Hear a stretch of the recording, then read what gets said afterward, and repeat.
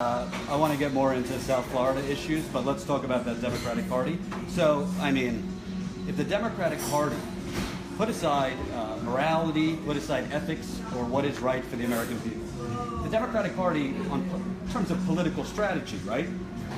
If they were smart, they would be catering more towards candidates like you, candidates like Rob Quist in Montana, not the candidates like John Ossoff in Georgia, who lost by, I believe, 4 or 5 points, because the poll numbers, everything's moving left. You got polls that say 46% of Republicans want single payer, 62% of Americans think federal government should supply health insurance. You have more than ever people want end of the constant war, polls for free college. I mean, go down the list. Polling higher than ever. You got Bernie Sanders as the most popular politician. Yet the Democrats, they put all their money into Ossoff in Georgia. They came in for Rob Montana, a Bernie progressive in Montana. I think they came in at the last minute for him.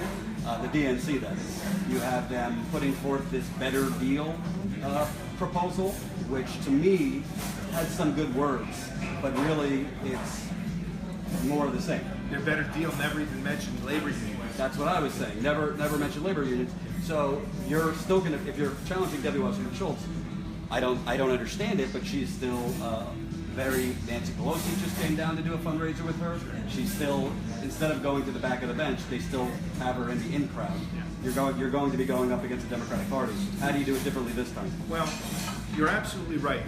The establishment of the party wants to stick together. They don't want to let outsiders like me into the House. And it's counterproductive to their own interests, you can say. If I get the nomination, if I run as a Democrat and get the nomination, I can go into neighboring districts, campaign for other Democrats challenging incumbent Republicans, and try to shift them, try to turn them from red to blue. And South Florida is ready for this change. I mean, there are district after district where the voters keep voting for Democrats for president, whether it's Clinton or Obama, but we have Republican members of Congress. So Wasserman Schultz can't go into neighboring districts and help these folks. I can. I can go around the state and campaign for Senator Bill Nelson, who's going to be up for re-election, perhaps against Republican Governor Rick Scott. Debbie Wasserman Schultz can't go anywhere outside of her district and campaign for anyone. It's very clear that if you look at it very rationally, the Democratic establishment should be embracing this change. But the problem is they listen to their donor class. And I made this point time and again during my campaign, that the average candidate for Congress now, according to many surveys, and 60 Minutes did an episode on this, is spending up to 30 hours a week in call centers doing what they call call time. And they're dialing for dollars. They're dialing wealthy CEOs. You spend 30 hours a week in, week out, month in, month out, year in, year out, calling these wealthy CEOs, you start thinking like these CEOs. And I'm sorry to say, I think this is the problem with the Democratic Party, is that it has a secondary objective and a primary objective. Its secondary objective is to win in November, is to defeat Republicans. It's great if they can, but it's only secondary. Their primary objective is to keep the party corporate, is to prevent progressives from taking power, and to prevent them in primary challenges, first and foremost. Well, I also want to get your thoughts, because it seems to me, when I'm around the country, I've been in Flint a lot of times. I was actually just in Miami a few weeks ago covering an airport worker strike. Sure. It seems to me there are tailor-made issues around the country that they should be championing, even if it's just getting in front of the camera to talk about, no, they shouldn't be putting tax liens on the people of Flint's home over water. Right. Or no, we shouldn't be privatizing Miami's water systems. Right. You could walk and chew gum. You could say, yeah, let's have we want a Russia investigation. But the only emails I get from the DNC are about Trump's tweets and how vile they are, or Russia. Yeah. And I don't see anything about the Sable Trail pipeline in Florida, which is, I believe, almost operational. I don't see any emails about the ongoing crisis in Flint. Alabama, I went down there, covered Birmingham, raised their minimum wage, $7.25 to $10.10. All-white legislature blocked it. I mean, the list goes on. These are tailor-made issues for a party of the people, but they're not doing that. Yeah, well, the party has lost its soul. It's not the same party of Roosevelt and Kennedy and Johnson. It has become a very corporate party. It started to happen in the 1990s when Bill Clinton and Al Gore and others shifted to the Democratic Leadership Council, embraced the Wall Street agenda, and that has continued in this party to this day. It's got to be shifted back. And you're right to say that public opinion is with the progressive wing of the party at this point.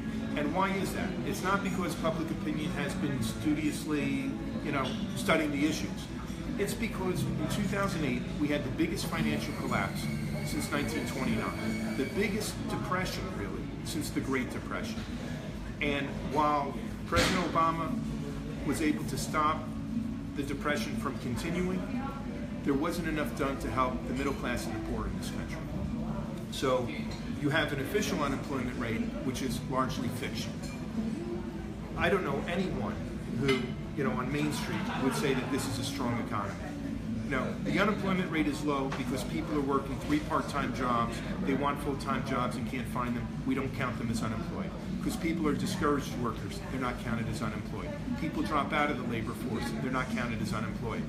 But there is a jobs crisis in this country. I know Bernie Sanders talked about it recently, talking about youth unemployment, but it's all ages. Millennials right up to baby boomers. African-American unemployment. That's right.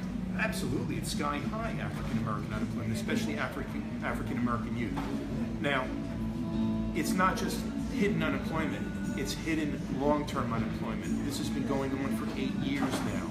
People are restive, people want change, and that's why, when the Republicans try to beat up on Democrats and call them socialists, it backfires. But when I watch CNN, I hear, the stock market's through the roof, and Trump's bringing back manufacturing jobs, this new Wisconsin plant, which is good, but he's also giving giant tax giveaways to these corporations. When you look at the corporate media, it's almost like an alternative universe. They're saying, unemployment's at 4.6. Time for the Fed to start raising interest rates. Right. And that is the conventional or the establishment wisdom, you can say. Yeah. Look, this is part of the big problem that we're facing right now in this country. We've had a trickle-down approach, and it has happened under Republican and Democratic administrations. It used to be, when we talked about trickle-down, we were talking about fiscal policy. Tax cuts for wealthy folks. The tax structure is obscene at this point, where billionaires are paying very little in taxes. We need a really sharply progressive income tax system to pay for all kinds of needed social programs. But it's no longer just a fiscal trickle-down. It is also a monetary trickle-down. When you look at how the Federal Reserve responded to the financial crisis, and let me just back up and say, as a law professor, this has been my area of study for many years, the Federal Reserve and central banking. I read your Federal Reserve New York Times piece in the 90s. Go ahead. Okay. Yeah. And, I was on the wrong side of history until the financial collapse occurred. A couple of years later, I got a phone call from Senator Bernie Sanders' office asking me to be on an advisory committee on reforming the Federal Reserve. That's a committee that included Joseph Stiglitz, Robert Reich, James Galbraith, very good liberal left economists. So I know a thing or two about the Fed. And when you take a look at how the Fed responded to the financial crisis, we're talking about in the first 2 years of the crisis, 2009 and 2010, the Fed made over $29 trillion of low-interest loans. And that's interest rates of 0.25%. They weren't making those loans to Main Street. They weren't making them to my law students paying 7, 8, 9, 10% interest on their school loans. They were making them to the largest Wall Street banks and hedge funds. And at the same time, to put a cherry on top of the cake, they purchased over $3 trillion in assets from these firms. These are the so-called quantitative easing programs, QE1, 2, and 3, where the Fed literally purchased something like almost $2 trillion of mortgage-backed securities and another $1 to $2 trillion of Treasury securities. So the help that came to the big Wall Street banks, the same banks that created the crisis in the first place, is obscene.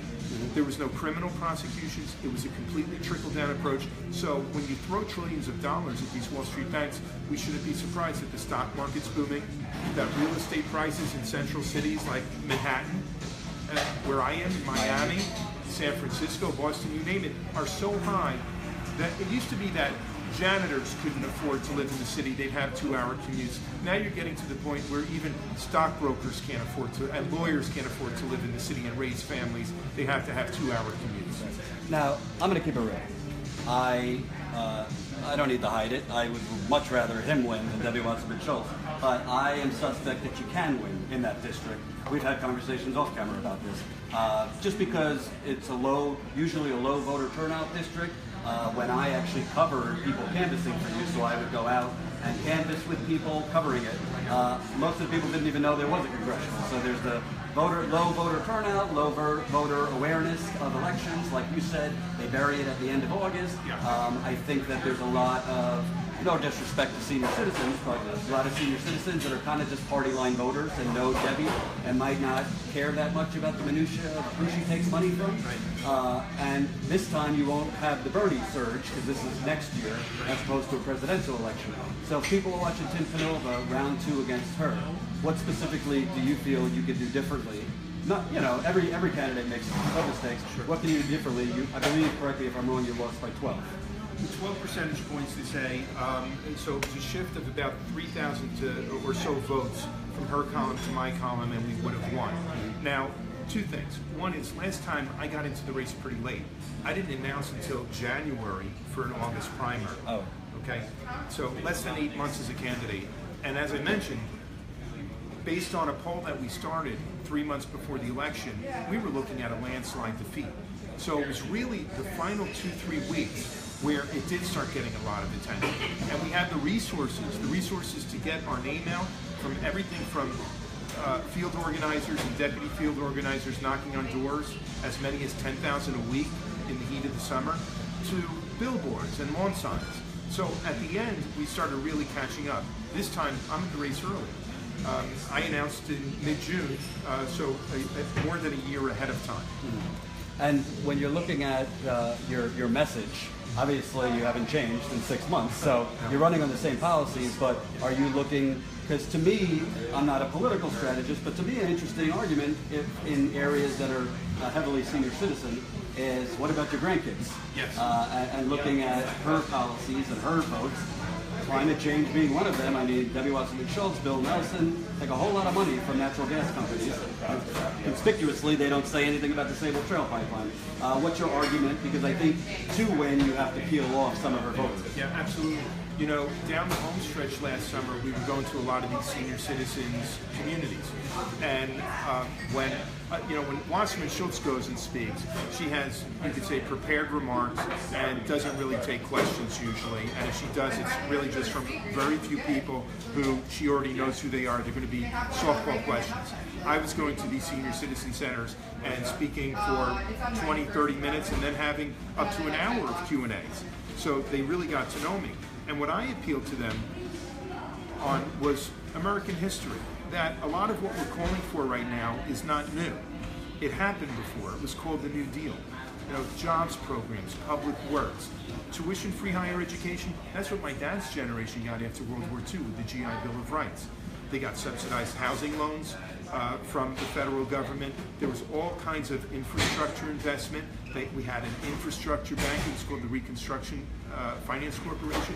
When I speak to them, first of all, these seniors, it's not ancient history. They understand what the New Deal did for their families. And I do make that same appeal, that you might be okay in your retirement right now, but how are your kids doing? How are your grandkids doing? This is a generation, the 18 to 34-year-olds are more likely to be living at home with their parents than starting families of their own and living on their own. And then there's also Social Security. You would think Wasserman Schultz should have been taking a leading role in protecting and expanding Social Security, given the demographics of the district, but she really was AWOL on this, absent without leave. And we shamed her into finally sponsoring and co-sponsoring some of these bills that would expand Social Security. She's done nothing for the Supplemental Security Income Program administered by Social Security that helps the incomes of the very poor senior citizens, and there are hundreds of thousands of them in South Florida. So it's still a campaign on the issues. I know a lot of folks, when they see me, what do they used to say? Maybe they've seen me on a few MSNBC or Fox News shows on a 3-minute interview being asked about Bernie and Hillary, but that's not what the reality is on the ground. On the ground, we are really talking about the issues, and the issues were on our side last time, and they're still on our side this time. And do you feel, because I've seen you, and I think I spoke with you off camera, that the debate you guys did, I think it was a local Florida TV show, I think one of my criticisms of Bernie, and a lot of people, was like he went to a knife fight holding a spoon. And I think were trying to push a positive message, but at times maybe pulled back a little bit. And, you know, you don't want to come off abrasive. She's a longtime congressperson. Do you feel like in this in this race, we don't know where we'll be 10 months from now. We don't know if there's any illegality that might be, but do you plan on getting a little bit more aggressive? Well, you know, the interesting thing about that debate, and just to remind your viewers, I was calling for debates for months, and I was proposing a series of half a dozen debates. And she would not even respond to my letter that I sent to her office. She was running away from constituents. Constituents were asking her, you know, while videotaping it on their cell cameras, and we ended up putting a montage of that together for TV commercials about Debbie dodging debates. We finally shamed her into agreeing. She agreed to one debate. She called up a local friendly television reporter and had it on a Sunday morning at 8 o'clock. She originally proposed a 30-minute debate. After commercials, you're talking about maybe a 15-minute debate, and we rejected that. We shamed her into agreeing for an hour long. After commercials, close to half an hour, and that was it. She got the first question, started running out the clock. When I talked to folks afterwards, it's interesting, gender-wise. Many of the men who I spoke to, who really were very against Wasserman Schultz, they were aggravated that I went too easy on her. When they say easy, that I was too polite, we would say. And they wanted me to clobber her with a 2x4.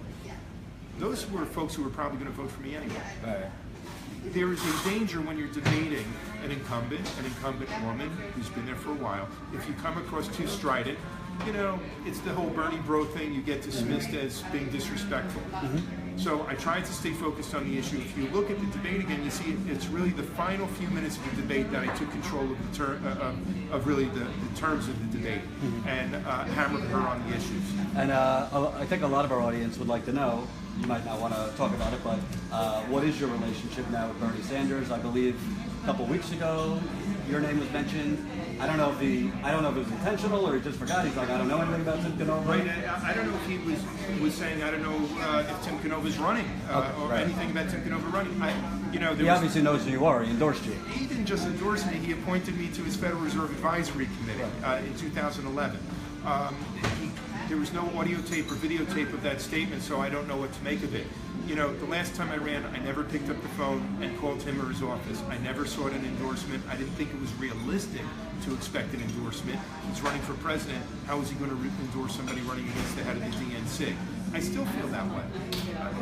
Count up how many times Bernie Sanders has endorsed a Democratic challenger to an incumbent Democratic member of the House of Representatives or the U.S. Senate, and you'll find one, and that was me last year. I just don't think it's going to happen, and I'm not counting on it. The more important thing is I endorse Bernie.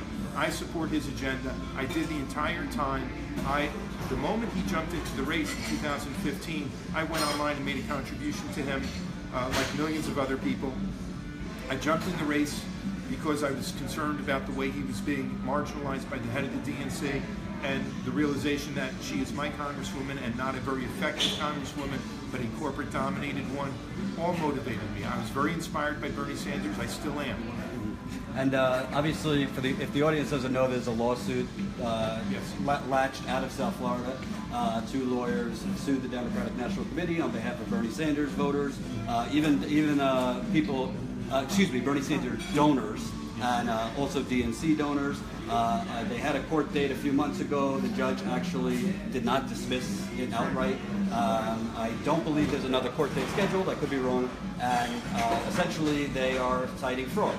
Yes, this is a class action fraud claim against the DNC brought by Jared and Elizabeth Beck. Right. And I wanted to ask you, do you plan on making that part of your campaign? B, theoretically, if it goes forward within your race, Debbie Wasserman Schultz could be called. She could be deposed. Right, she could be called to testify. How large a part do you want to make it? There are a lot of people in the progressive wing that want justice for what happened then, including me. But at the same time, how big can you make that a part of your campaign? It's not a big part of the campaign, but I don't see the point of avoiding the discussion. If you believe in the rule of law, why should you oppose a lawsuit? Let the court system run its course. Yeah, this is an interesting case that the Becks brought. It's based on the DNC's own bylaws and charter, which requires impartiality and fairness in the process. The WikiLeaks shows overwhelmingly that they were quite partial to one candidate and against Bernie Sanders.